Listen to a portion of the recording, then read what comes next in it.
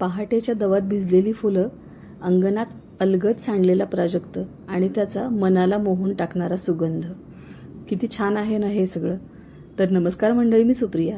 आज परत एक जुनाच व्हिडिओ आहे, तो तुमच्याबरोबर शेअर करतेय. ही प्राजक्ताची फुलांची सुंदर नाजूक रांगोळी मी काढली होती. पांढऱ्या शुभ्र पाकळ्या, केशरी देठ आणि हिरवळीवरती उमटलेली ही फुलं पाहताना खरंच क्षणभर असा भास होतो की अंगणात प्राजक्ताची फुलंच फुलली आहेत. रंगांना नाही, भावनेनी उमललेली फुलं, रेषांनी नाही तर आठवणींनी सजलेलं अंगण.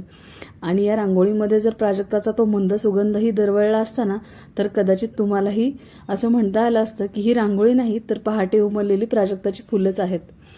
तर ही रांगोळी कशी वाटतेय हे मला नक्की सांगा कमेंट करून. आणि आपली नक्षत्रवृक्ष रांगोळी लवकरच चालू होणार आहे. तुम्ही जो मला भरघोस प्रतिसाद देताय, आपल्या चॅनलला जे तुमचं प्रेम मिळतंय, त्याबद्दल मी तुमच्या सगळ्यांची मनापासून आभारी आहे. आणि भेटूया लवकरच आपल्या नवीन नक्षत्रासह, नवीन माहितीसह. धन्यवाद.